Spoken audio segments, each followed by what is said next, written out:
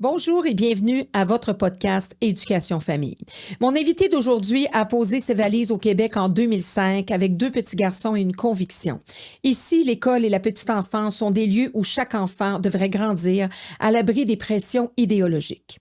Éducatrice, gestionnaire, puis directrice de garderie, elle a traversé toutes les étapes de ce milieu avec passion et humanité.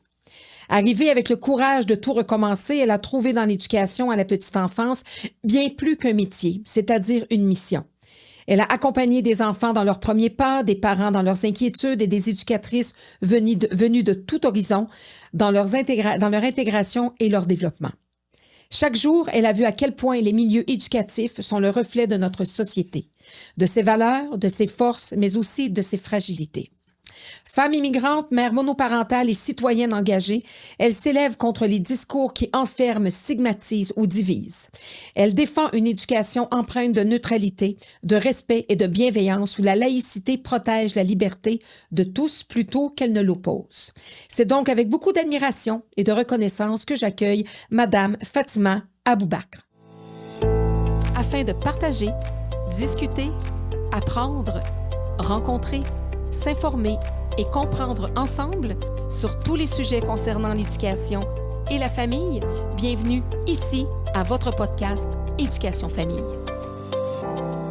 Bonjour Claudine, merci ça va beaucoup. Bien? Ça va, merci. Oui, ça merci va bien. Pour l'invitation. Ah, c'est avec un grand plaisir. Je fais partie de cette trempe-là des gens qui osent parfois dénoncer, qui prennent souvent la parole à travers leurs convictions. On n'est pas des personnes parfaites, mais ça prend des gens dans la société qui s'élèvent avec leurs conditions, leurs valeurs, qui parlent dans le but, pas de détruire, mais dans le but d'avoir une mission, puis de lancer des fois des débats en tout respect, en toute bienveillance, mais de dire, ben, des fois de réveiller les foules aussi. Exactement.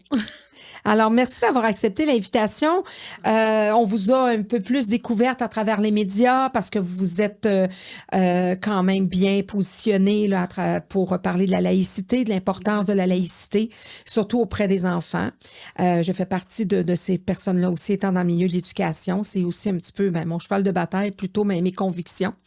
Mais je voulais apprendre à vous connaître, puis naturellement, on va parler de ça. Vous allez nous expliquer parce que même si on répète, même si on en parle, c'est important. Des fois, il y a une petite information qui ressort, qui dit, qui fait des fois réfléchir ou relancer le débat. L'important, c'est qu'on en parle, qu'on réajuste des choses, et ça, en tout respect, bien entendu. Oui, bien. Vous êtes arrivé ici en 2005. Qu'est-ce qui vous a amené ici, au Québec? Bon, bonjour encore. Merci beaucoup pour l'invitation. Écoutez, ce qui m'a amenée au Québec, c'est... Il faut que je parle donc d'avant le Québec pour être capable de parler du Québec. Donc moi, je suis d'origine marocaine, je suis née, j'ai grandi au Maroc, j'ai fait mes études de droit au Maroc, je me suis mariée au Maroc. Sauf que j'avais toujours, le long de ma vie, un regard très, très critique envers la société.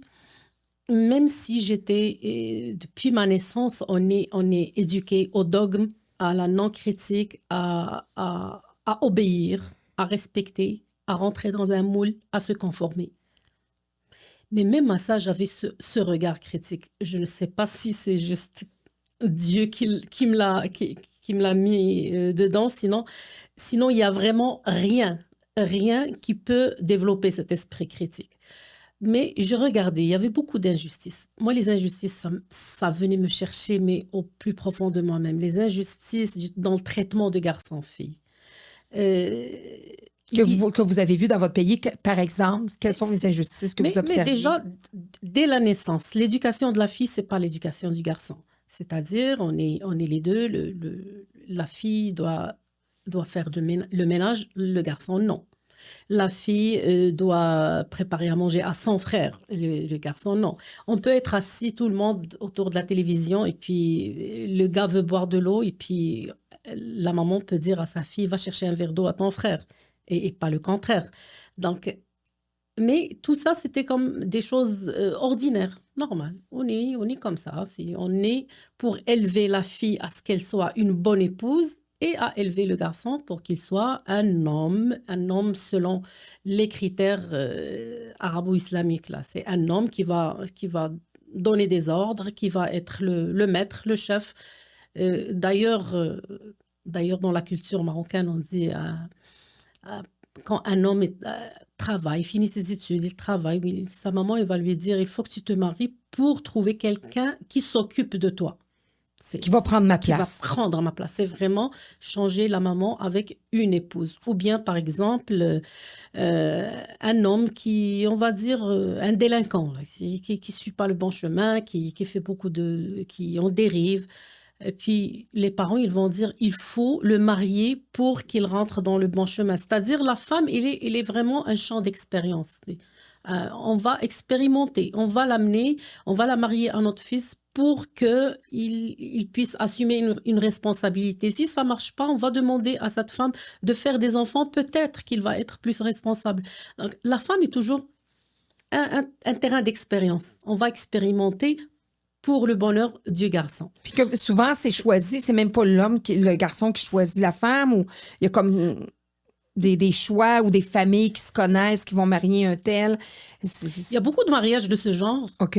Beaucoup de mariages de ce genre donc, dans la société. C'est un mariage traditionnel, on va choisir, Et il y a aussi du mariage, on va dire, moi je ne le qualifie pas un mariage par amour parce que j'ai l'impression que la situation socio-économique des filles et des femmes, pour parler du Maroc, et je sais que ça s'étend à d'autres pays de la même culture. Oui, certainement. Mais on se marie parce qu'il faut se marier.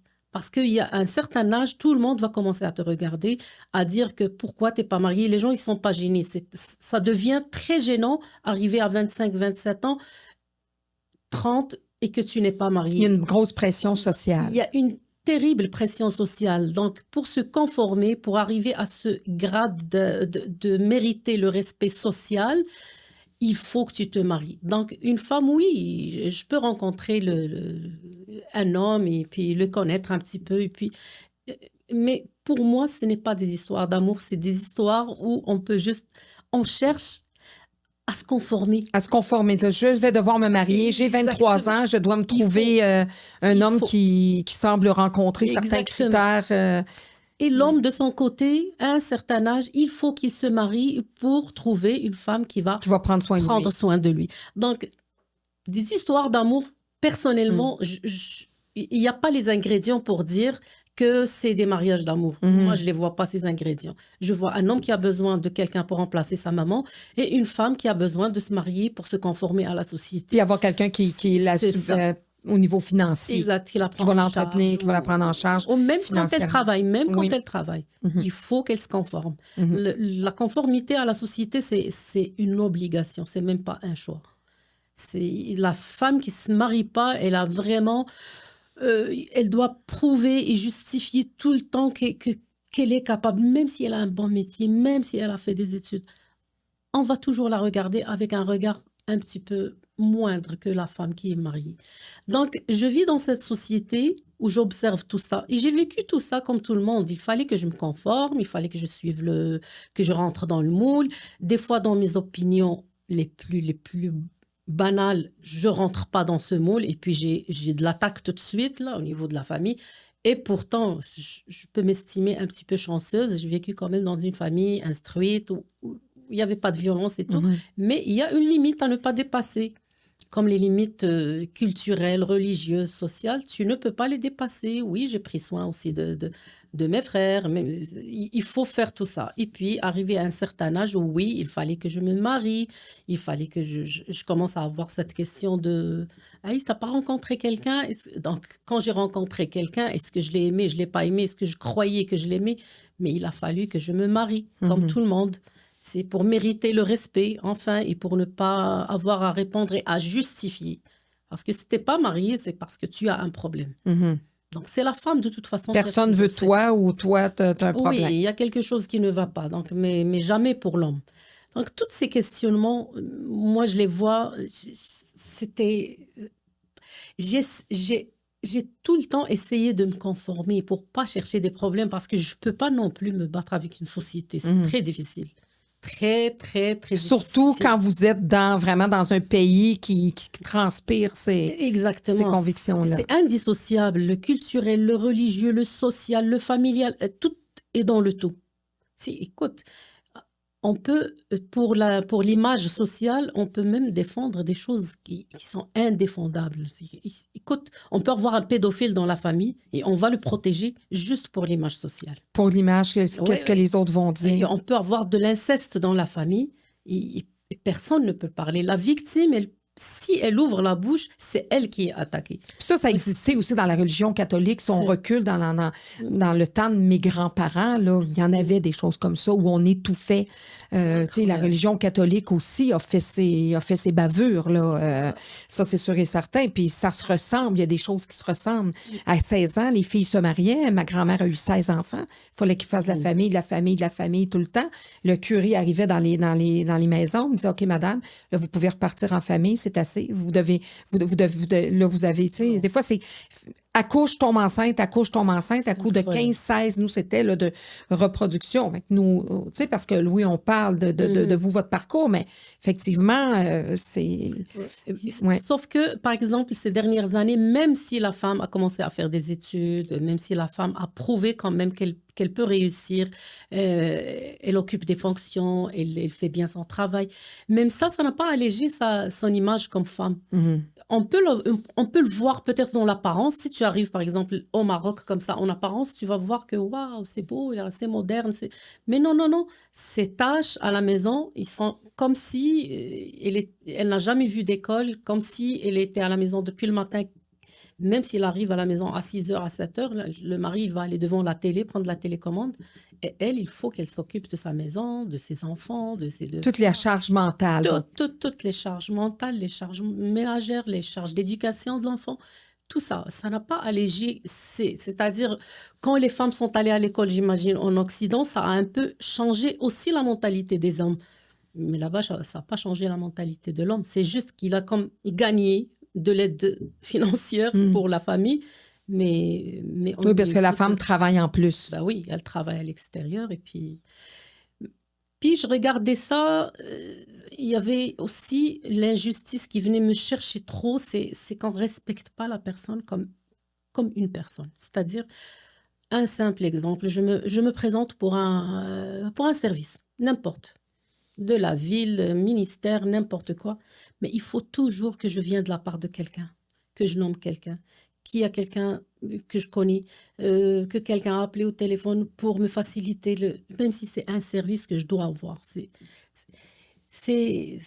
La corruption, elle est comme dans l'esprit. C'est devenu... Moi, j'imagine maintenant, il y a des gens qui se battent pour que le système ne soit plus corrompu, mais vraiment, c'est difficile. Il y a des gens qui sont fiers d'être corrompus. C'est devenu comme une culture. Il y a des gens qui va te dire ah, écoute, lui, aujourd'hui, j'ai eu telle ou telle somme ou telle récompense. Il le dit clairement, parce que je lui ai envoyé aux trois personnes. Oui. Ce n'est même pas caché. C'est tellement devenu des pots de vin, etc. Donne mon nom à un tel pour avoir tel emploi. C'est même pas caché, ça. C'est pas caché. Donc, juste être respecté comme personne. Vraiment, moi, quand je suis venue au Québec, je voulais le minimum d'une vie humaine. Je voulais que je sois respectée. Je voulais que quand je sors dans la rue, que je sois respectée. Là-bas, une femme ne peut pas marcher 100 mètres sans qu'elle soit pas harcelée. Il y a de l'harcèlement. Un homme, il peut te dire des mots, il peut même te toucher et tu peux rien faire. Il faut que tu continues ton chemin. Moi, d'ailleurs, ça, c'est une des découvertes extraordinaires que j'ai vues au Québec le premier mois où je suis arrivée. C'est que je suis capable de marcher dans la rue et que personne ne me regarde. Personne ne regarde personne. Et que l'été est venu, je suis arrivée le mois de février, l'hiver. Puis l'été, les femmes, ils étaient habillées, des petites robes, des petits vêtements. Il n'y a personne qui dérange personne. Pour moi, c'était waouh, c'était extraordinaire. Est-ce qu'il y a un pays sur Terre où c'est comme ça?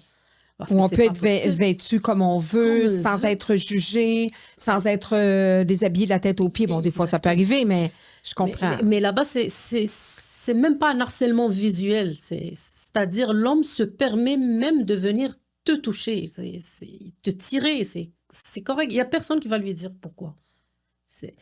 Donc, ces petites choses, moi, c'est pas des petites choses. Et être libre. Le mot libre, là-bas, c'est... Je sais pas si les choses ont changé. Moi, ça fait 20 ans que je Vous n'êtes pas retourné? Je suis retournée juste dernièrement, mais vraiment, mon premier retour, c'était après 18 ans d'absence. Donc, je sais pas s'il y a des choses qui ont changé. Mais le mot liberté, il a une connotation négative. Dire que je veux être libre, c'est comme si tu appelles à la délinquance. C'est comme si je veux être une mauvaise femme, une mauvaise personne. Une dépravée. C'est ça. C'est incroyable. Mais je veux être libre juste pour prendre mes petites décisions à moi. C'est juste la liberté au sens littéral du terme. Je ne veux pas plus que ça. Donc, moi, arriver ici, les petits détails, c'est quand j'arrive à un service et que vraiment je suis servie. Juste sans, j'ai pas besoin de dire que quelqu'un m'a envoyé, on me demande une pièce d'identité, je donne mon permis ou n'importe, et puis je suis servie. Waouh, c'est bizarre, comment ça se fait? Et marcher sans être harcelé dans la rue. La file, je la respecte, les gens la respectent, parce que là-bas, respecter une file, je peux te dire que même, il y a des gens qui pour eux, c'est insultant de respecter une file. Si c'est par exemple une personnalité, quelqu'un qui a un pouvoir, il ne peut pas se mettre dans une file avec tout le monde. Dans sa tête, il doit passer devant tout le monde. Mais il le fait. Ce n'est pas juste dans sa tête. Il le fait. Il le fait. Et puis, c'est insultant si tu lui dis de respecter son tour. Non, lui, il est directeur de ça ou je ne sais pas quoi. Je viens de comprendre. Vous venez de me faire réaliser pourquoi un homme a déjà été insulté au Tim Hortons, un monsieur arabe qui voulait dépasser la file, qui décidait, puis c'était un modus operandi à tous les matins qu'il faisait. Il arrivait avec son argent et vraiment, il passait outre la file, il donnait l'argent à une jeune fille aussi de communauté arabe qui devait lui donner son café. Il passait devant tout le monde. Lui, je l'ai apostrophé et je lui ai dit, en le regardant bien dans les yeux, qu'il allait attendre la file. Et il n'était pas content. Il a attendu en arrière et la jeune femme m'a remercié. Elle me dit, il fait ça tous les matins, madame. Merci beaucoup. J'ai dit non. Mais là, je comprends. Lui, là, dans sa tête, là, il passait devant tout le monde. C'est drôle parce que tu arrives au Japon puis tout le monde fait la file. Tout le monde est dans un respect. Tu sais, justement, c'est d'autres choses. Mais là, vous venez de répondre à une de mes questions. Il était tellement insulté. Puis moi, je n'ai pas fait parce que c'est un monsieur arabe. Là. Ça aurait été un Québécois, un Asiatique, peu importe. Moi, je me dis, les gens sont en ligne. Tu te dois d'attendre la ligne. Même si tu as l'argent juste, c'est pas grave. On peut tous avoir l'argent juste dans notre bourse là, ou dans notre portefeuille. S'il y a une ligne, tu fais la ligne, tu vas avoir ton café après le monde. T'sais. Mais OK, je convainc-vous, si vous me faites découvrir ça que... Si tu as de la notoriété ou tu as un pouvoir ou tu as de l'argent, tu respectes pas. En tout cas, lui, il a vu qu'il n'y en avait pas. Mais ça, c'est les chocs là qu'il va subir au Québec. C'est très bien. Mais moi, ça faisait mon bonheur ici. Et aussi... Le déclencheur, c'est que moi, mon mariage n'était pas un bonheur, là. C'était très difficile. Tout de suite, c'était un mariage où il y avait de la violence, de la violence de tous les côtés, du rabaissement, de la violence physique aussi, financière, on n'en parle même pas. C'était vraiment de la violence et du rabaissement à un point incroyable, où je croyais que j'étais la plus nulle sur la planète Terre. C'est vraiment, j'étais convaincue de ça. C'était à la naissance de mon premier garçon que j'ai dit non, ça peut pas, ça se peut pas. Je peux pas lui offrir cette vie que moi je suis en train de vivre. Et est-ce que je suis condamnée de vivre ça toute la vie là? Parce que si je veux continuer, c'est à ça que j'étais condamnée. Divorcer là-bas, à porter le chapeau de femme divorcée, c'est encore trop, trop difficile. Puis financièrement, c'était pas une réussite, même si j'avais fait des études et tout, c'était difficile de trouver un emploi et tout. Donc, c'était plus mon fils je le regardais bébé et je dis non. Déjà, je veux pas qu'il vive avec des modèles comme ça, des modèles masculins comme ça, je ne veux pas de ça. Et d'autre part, je voulais qu'il soit libre, que mon fils soit libre, qu'il soit capable de dire non quand il veut pas. Parce que moi, je pouvais pas dire non. Il y avait beaucoup de choses où j'étais obligée de dire oui. Et les quelques fois où j'ai dit non, c'était des attaques. C'était vraiment... c'était de l'étiquetage tout de suite. C'est très difficile. Le fardeau social est tellement lourd que je te dis maintenant, je parle et j'essaie de me débarrasser de cette peur et je l'ai jusqu'à maintenant. Maintenant, je te parle et j'ai l'impression que peut-être quelqu'un de ma famille va regarder le podcast et va dire « Mais pourquoi il a dit ça ?» Vraiment, c'est tellement lourd que même si je le dis, je le porte encore. Sauf que là, je suis consciente de ça. Oui, puis c'est une façon de vous en défaire aussi. Oui. C'est comme les deux. C'est une façon de vous défaire de ça et de vous éloigner de ça quelque part. C'est vraiment une montagne. C'est terrible. J'en fais des cauchemars jusqu'à maintenant. Moi, maintenant, je fais des cauchemars d'événements qui sont arrivés pour une prise d'opinion dans la famille où j'ai pu dire non, où j'ai pu résister à une telle décision et j'en fais des cauchemars jusqu'à maintenant. C'est pas rien. C'est une éducation trop lourde. Je voulais vraiment pas de ça pour mes garçons. Donc, une femme au Maroc ou même dans cette philosophie-là qui évolue, lorsqu'elle a un fils, elle doit être contente? Oui, elle doit être contente. Parce qu'on est consciente de ce que lui aura peut-être pas à vivre, contrairement à si vous aviez une fille? Oui, c'est sûr que la préférence, c'est d'avoir un garçon. Sauf que moi, même cette option, je voulais pas que mon garçon ressemble à ses oncles. Mais non, je voulais vraiment pas de ça. Je voyais que devant un modèle comme son père ou comme d'autres hommes dans la société, en passant, son père n'était pas une exception. Là. C'était le voir dans la société, tu vas dire que Fatima, elle ment. Là, parce qu'au Maroc, on est capable d'avoir plusieurs visages. Ouais, une façade. Celui qui fait plaisir au monde, celui qui est différent dans la maison, avec la famille. C'est incroyable. Mais qui, dans le cercle fermé, fait subir la violence. C'est la violence où ça sort la vraie personnalité. Lui, il est toujours au Maroc? Oui. Vous avez pu partir avec vos fils? Oui. Donc, je suis arrivée avec mes fils toute seule. Ils avaient 1 an et demi, 3 ans et demi.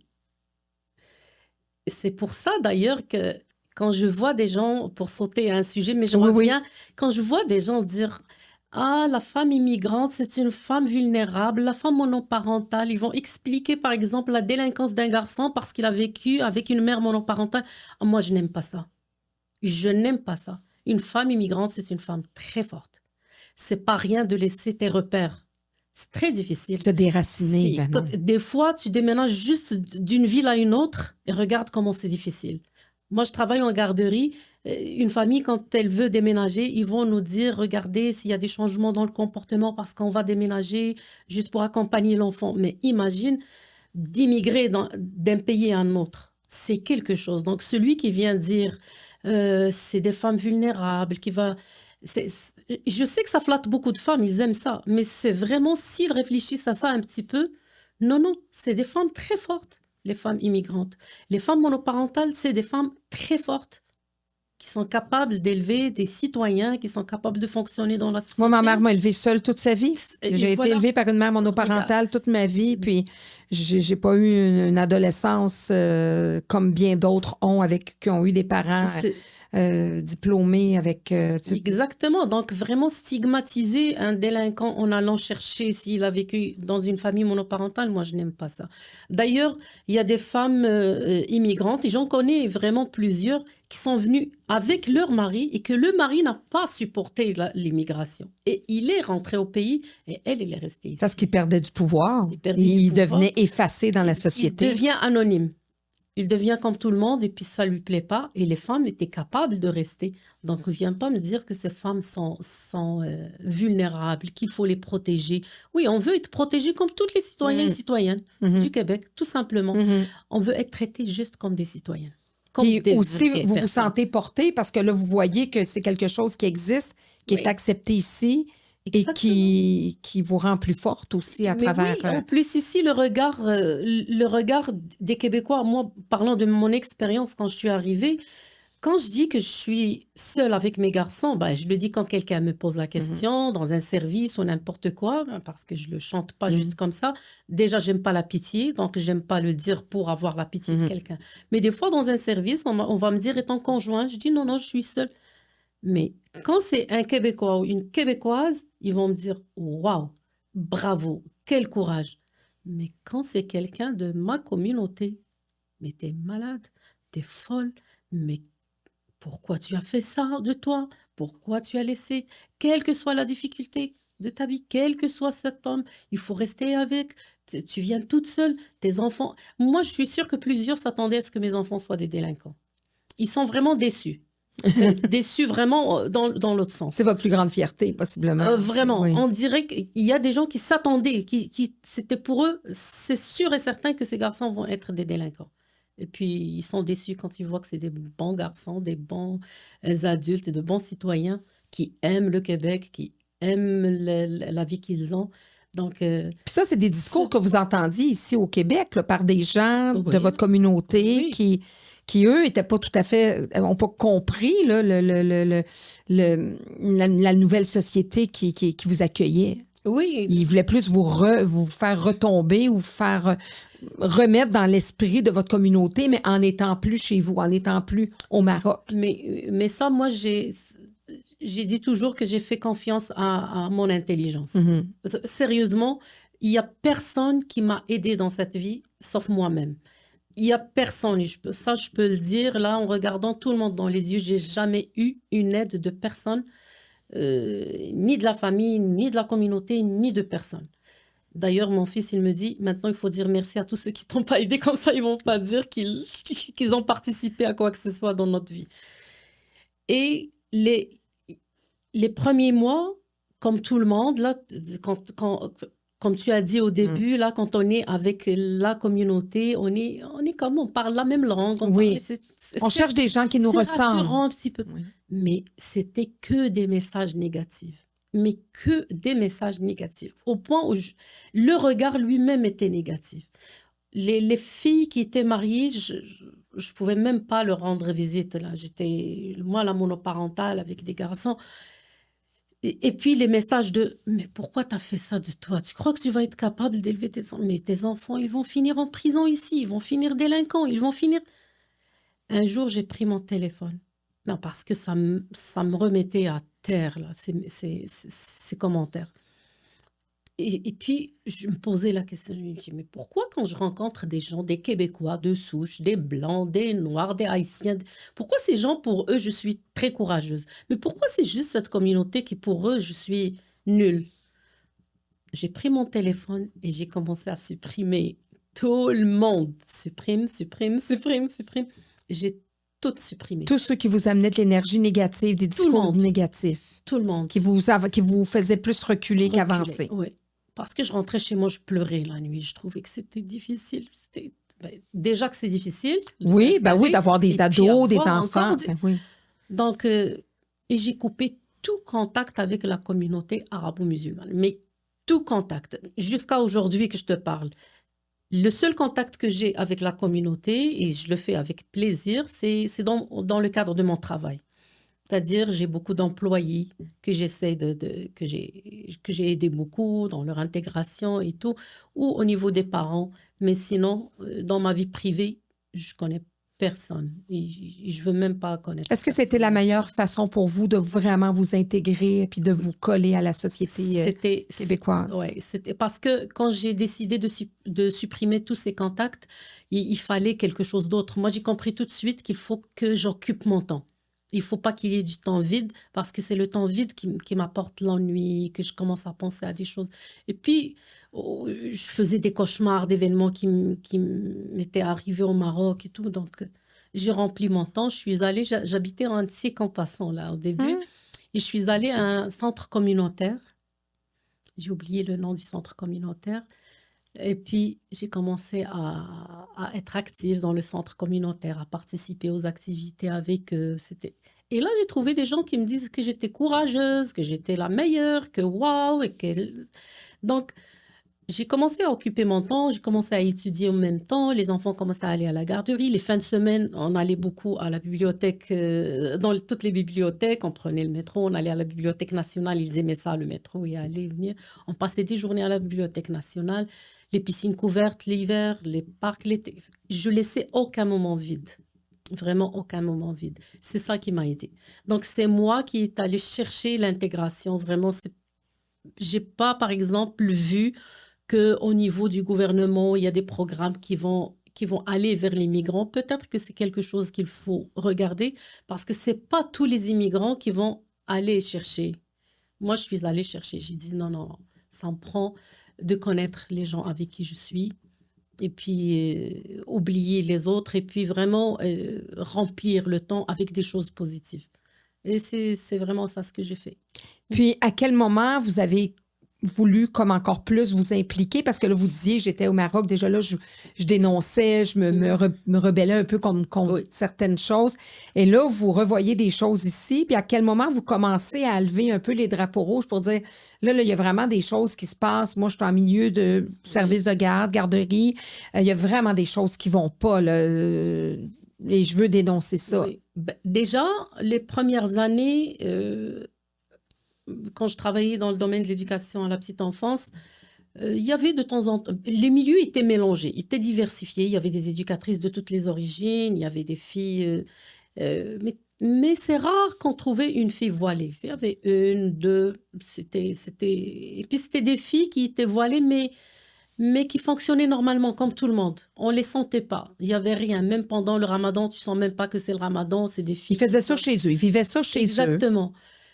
Là, comme les dernières années, quand même, je rentre dans une garderie, même chez des collègues, et puis je trouve...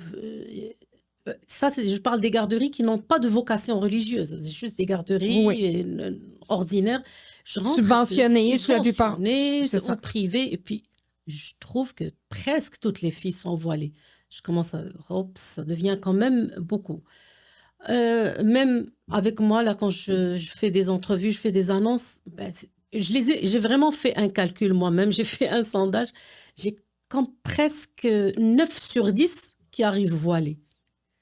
À un certain moment,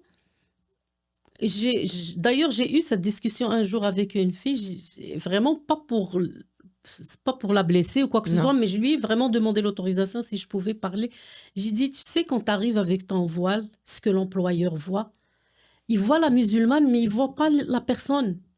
Pourquoi tu ne me laisses pas voir la personne avant? Parce que qui te dit que moi, ce voile m'a traumatisée dans l'enfance et puis je garde quelque chose, même malgré moi, même si je ne veux pas. Mais qui te dit qu'en se présentant devant une directrice québécoise, elle a vécu une mauvaise expérience et juste ça la bloque. Donc, laisse les gens voir l'humaine, la personne, avant ton voile. Et puis après, si tu veux le mettre, c'est correct. Mais au moins, présente-toi comme une personne, pas comme une musulmane. Ou comme une... Ça soit pas ça qui soit mis en avant-plan. Donc, et elle l'a bien pris, la fille, et puis elle m'a remercié. Elle travaille toujours avec moi, de toute façon. Donc, juste pour vous dire. Donc, peut-être qu'il faut des fois, aller oser un petit peu. Donc, je commence à voir quand même que l'atmosphère commence à changer. Les éducatrices voilées commencent quand même, et ça, c'est des choses que j'ai vécues moi-même.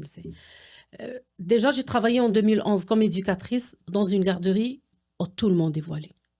Tout le monde est voilé. Moi, j'ai jamais cru qu'au Québec, j'allais travailler dans un milieu comme ça. Toutes les filles sont voilées. Il y avait moi et 2 autres parce qu'on était qualifiés. Et ils n'avaient pas, eux, le ratio de qualifiés. Ils n'ont pas trouvé des qualifiés non voilés. Donc, ils étaient obligés pour dépanner.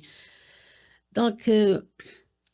Et puis, non seulement c'est des éducatrices voilées, la directrice voilée, les mamans voilées, c'était une ambiance religieuse. Au début, pour moi, c'était comme un voyage. Au début, je trouvais ça drôle, pour vous dire. Je revenais à la maison, je riais de ça. Je dis, oh mon Dieu, aujourd'hui, on a vécu ça, on a vu ça. Là, on commence à nous demander d'assister à un cours de religion, le jeudi. On nous amène un monsieur cheikh, comme il l'appelle, ou une femme aussi. Et on commence à nous donner des leçons de religion. Et on était obligés, pendant notre pause, d'assister à ce cours de religion.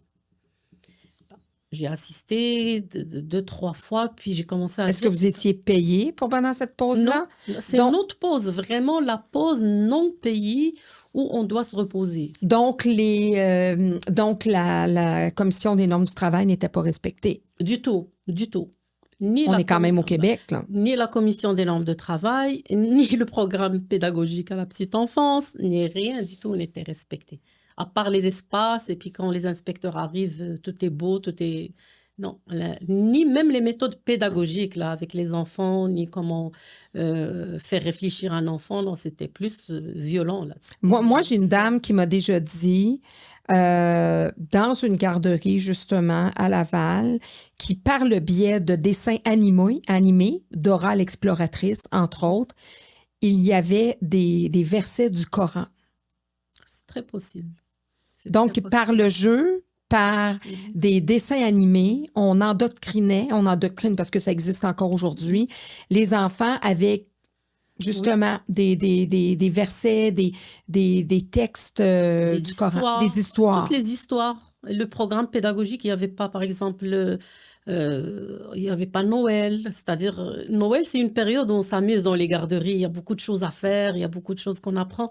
Non, c'était interdit. Il n'y avait ni Noël, ni la Saint-Valentin, ni l'Halloween, ni fêter les anniversaires des enfants.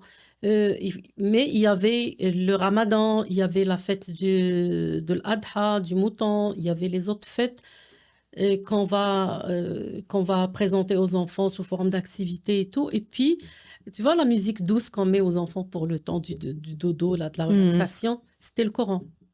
Tous les jours. Au point où tu allumes le Coran, les enfants, ils vont sur leur matelas.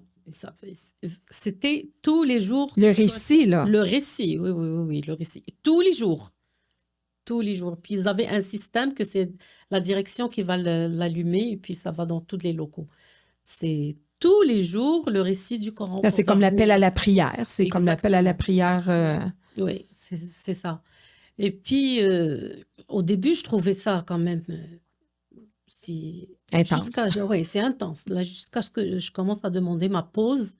Puis, non, on refuse. On refuse que quand c'est le cours de religion, il faut assister à ce cours de religion. Et puis, eux, c'est une secte des musulmans qui suivent des choses que je trouvais, moi, ça n'a aucun sens. Et j'étais obligée d'écouter un cheikh qui raconte des choses. Et puis, il y avait une éducatrice d'une origine d'Europe de l'Est, parmi nous, les 3 qualifiés. Et elle était obligée d'assister au cours de religion.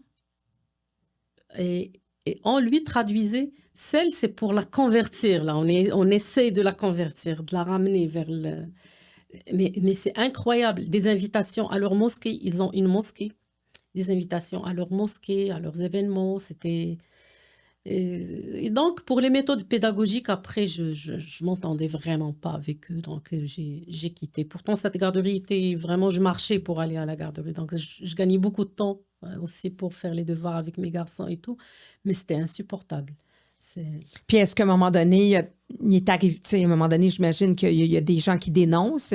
Il y a dû avoir, est-ce que ça fonctionne encore comme ça? Parce que je sais qu'il y a eu quand même des enquêtes qui ont été faites, comme l'école Bedford, mais dans les garderies aussi, il y a eu des enquêtes. Mais c'est après l'école Bedford, effectivement, moi j'étais prise dans mon travail, travailler les enfants avec leurs activités. Vraiment, j'avais pas le temps. Mais de temps en temps, j'entends dans les médias des choses qui me frustraient.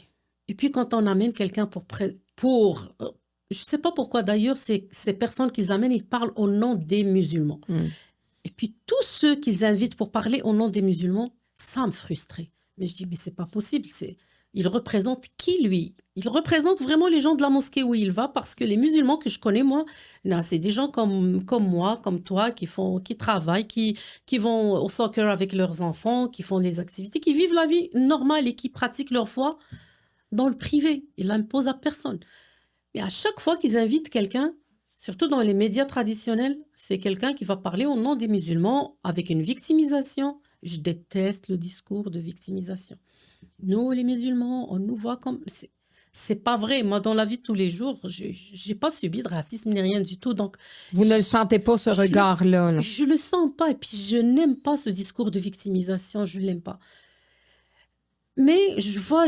Je dis, écoute, là, qu'est-ce que je peux faire? Je peux, des fois, écoute, je parle avec mes garçons quand ils ont commencé à grandir un peu. Regarde comment ils nous présentent. Oui, parce que vous avez un devoir éducationnel envers vos enfants aussi. Ça. Regarde comment ils nous présentent. Regarde ceci, regarde cela.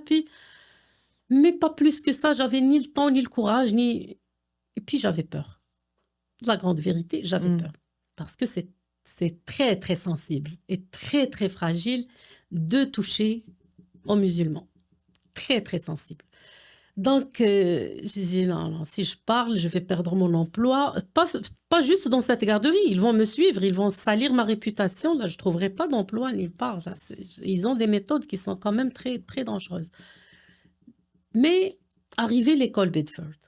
Là, l'école Bedford, j'écoutais la radio, le 98.5, dans mon chemin. D'ailleurs, c'est à partir de l'événement de l'école Bedford que j'écoute plus jamais 98.5. Ah non, c'est pas possible. C'est incroyable comment ils ont traité ce dossier. Donc, j'écoute le 98.5. Ça parle de l'école Bedford, des 11 enseignants, du clan dominant, de la directrice qui pouvait rien faire. Je la comprends, cette directrice, en passant. Parce que les accusations sont difficiles à prouver quand on t'accuse d'harcèlement au milieu de travail, d'intimidation, de racisme. Je la comprends. Les normes de travail sont quelque chose ici. Ils sont tout de suite là, ils attaquent l'employeur comme si c'était une vérité. Donc, déjà, te trouver dans une position où il faut se justifier pour quelque chose que tu n'as pas fait, que tu n'es pas, c'est très difficile. Donc, j'écoute le 98.5 et à chaque fois, l'animateur était M. Lagacé, qui venait de remplacer Paul Arcand. Puis, chaque fois que ça parle de cette école, lui, il vient dire, et il le répétait souvent, mais vous savez, les enseignants qui ont dénoncé ça, c'est aussi des Maghrébins. Comme si c'était exceptionnel. Parce que, pour lui, il est en train de flatter les Maghrébins, de dire que, tu vois, les gens qui ont dénoncé cet entrisme religieux, c'est aussi des Maghrébins. Donc, ils ne sont pas tous des intégristes. Mais sauf qu'en le disant, moi, je me sentais insultée. C'est comme si moi, Maghrébine, si je vois une dérive, je ne suis pas une bonne citoyenne pour la dénoncer.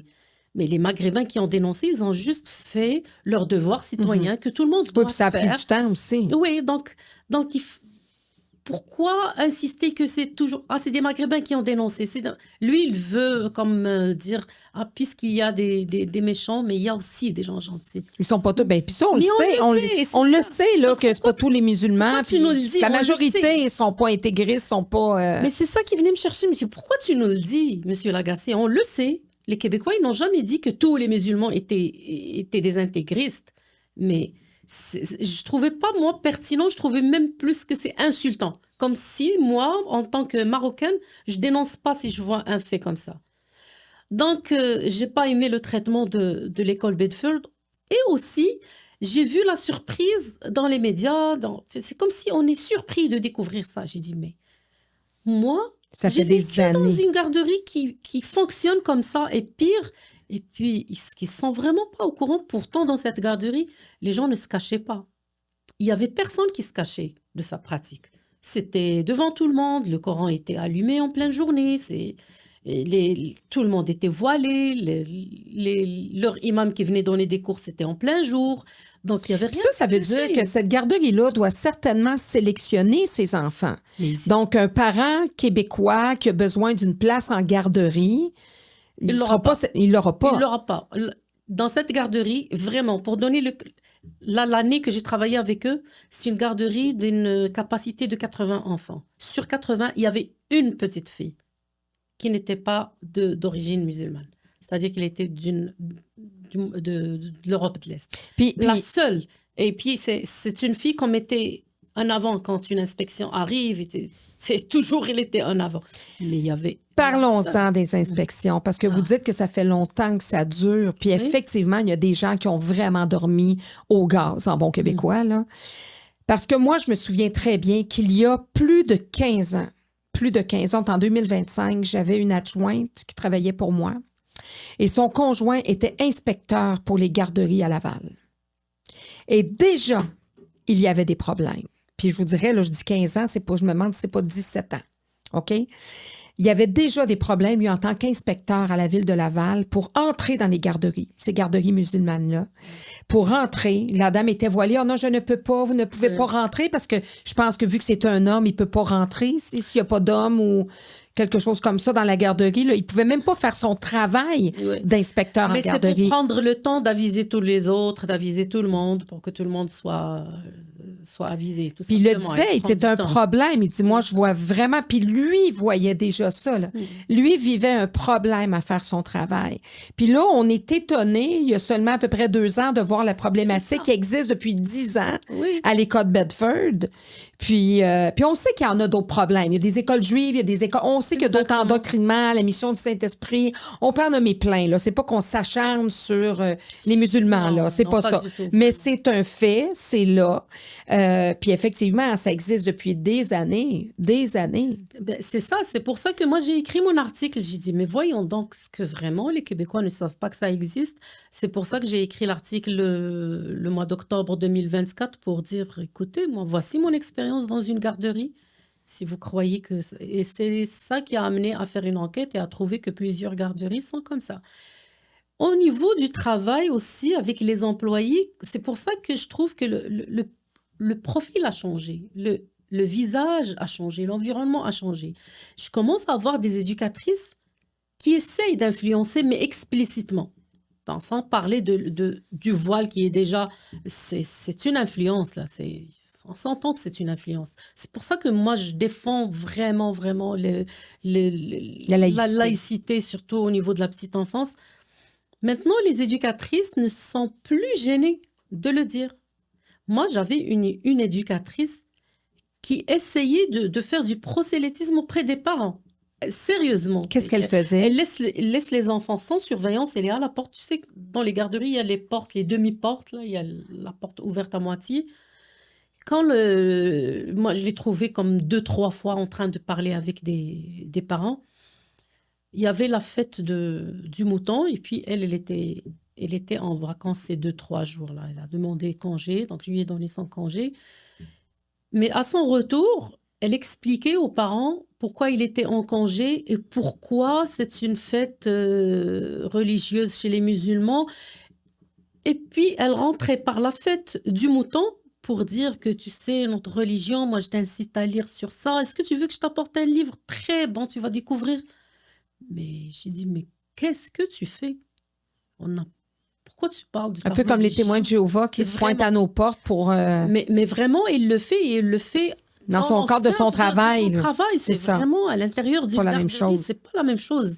À la limite, une maison, tu ouvres, tu dis, je suis désolée, je veux pas. Oui, puis moi, j'ai toujours dit, peu importe, même si j'adhère pas, j'ai quand même toujours eu un certain respect pour ces gens-là qui prennent de leur samedi matin, de leur dimanche matin pour aller parler de leur foi. Oui. Ils vont pas vandaliser, ils vont pas obliger les gens, ils veulent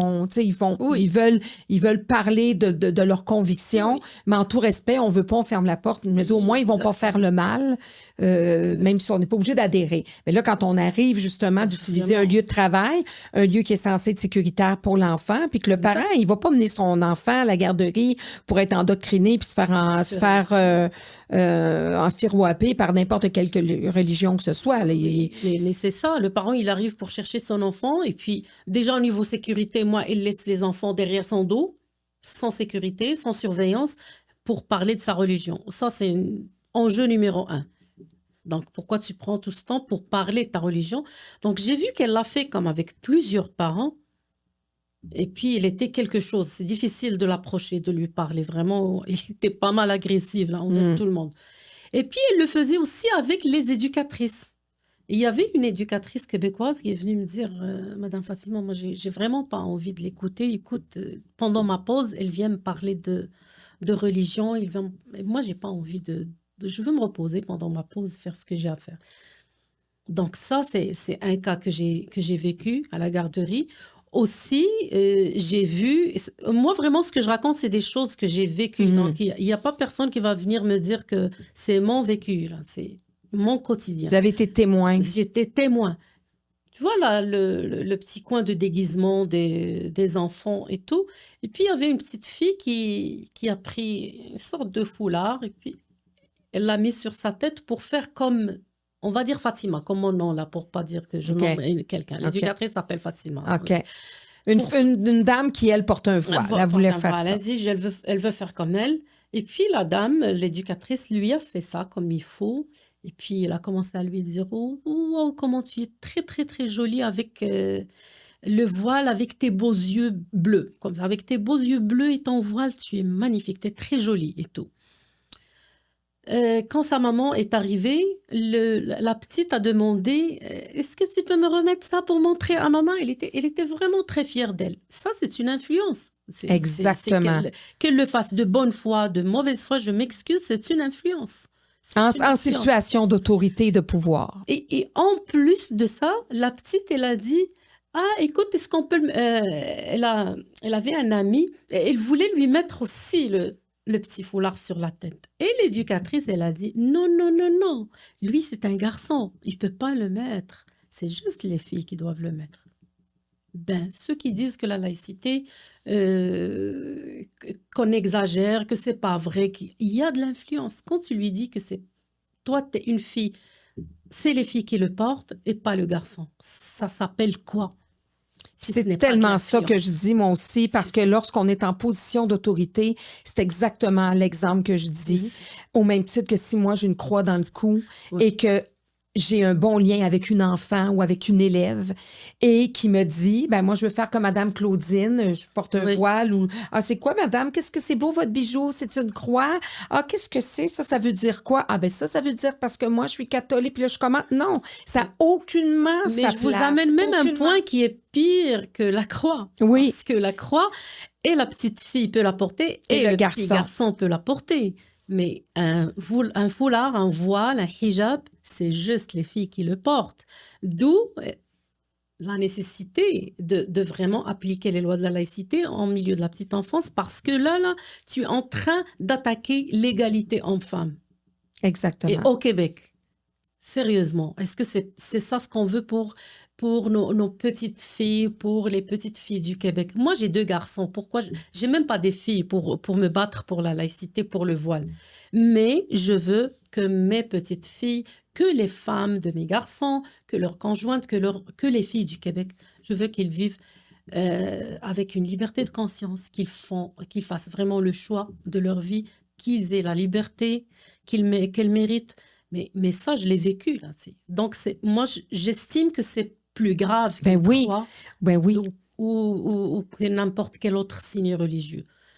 Donc, c'est à un autre niveau. Déjà là, d'être en position d'autorité et d'avoir ce pouvoir-là, que l'enfant s'identifie à toi et que ce soit par un bijou ou quoi que ce soit. Effectivement, puis je trouvais ça intéressant ce que vous me disiez. Effectivement, mais le voile, c'est comme un niveau encore plus élevé d'incohérence, surtout au Québec, parce qu'effectivement, le garçon ne peut pas porter... Et déjà, on endoctrine la petite fille. Ça veut dire que ce qui est comme triste là-dedans et ce qui est rassurant, c'est que cette éducatrice-là doit être, justement, comme vous me dites, gentille. Oui. Elle a su tisser un lien avec l'enfant. Elle doit être une excellente éducatrice. Mais justement, la petite ne voyait pas l'éducatrice, elle voyait ce qui était prédominant, ce qui était la femme voilée. Puis elle voulait lui ressembler, elle l'aime.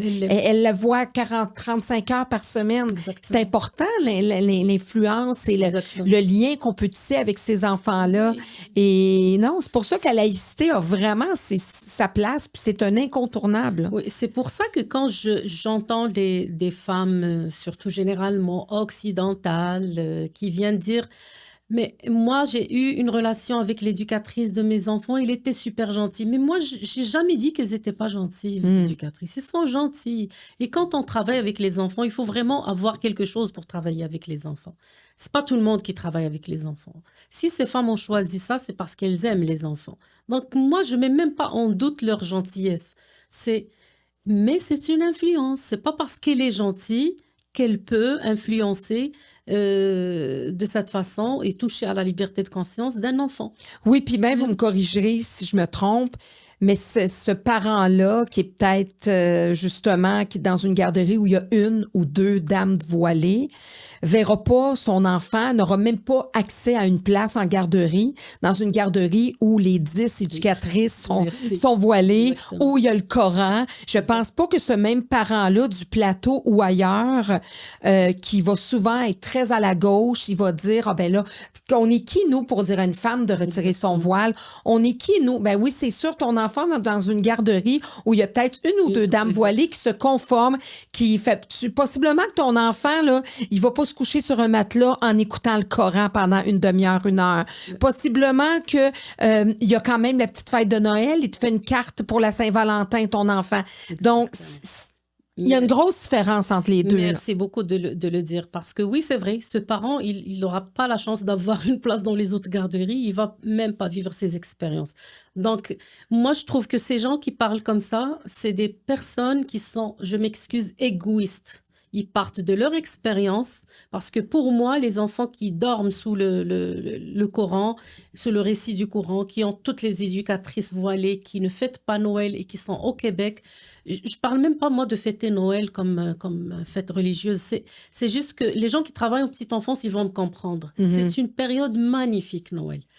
On fait beaucoup d'activités, on apprend beaucoup sur le partage. On n'est pas obligé de faire réciter Notre Père puis de chanter Il est né le divin enfant. Là, vraiment, c'est des périodes que les éducatrices qui travaillent en petite enfance, ils aiment. Donc, ces personnes, moi, je trouve, ils sont égoïstes parce qu'elles pensent juste à leurs enfants et à l'expérience de leurs enfants. Mais les petits qui sont dans la garderie dont je te parle, qui sont 79 enfants, quand j'ai travaillé, donc à chaque année, il y a 79 ou 80.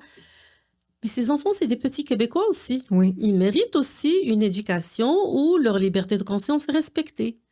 Donc, pourquoi tu penses juste à ton expérience? Ces enfants, c'est eux demain qui vont avoir des postes de responsabilité dans la société.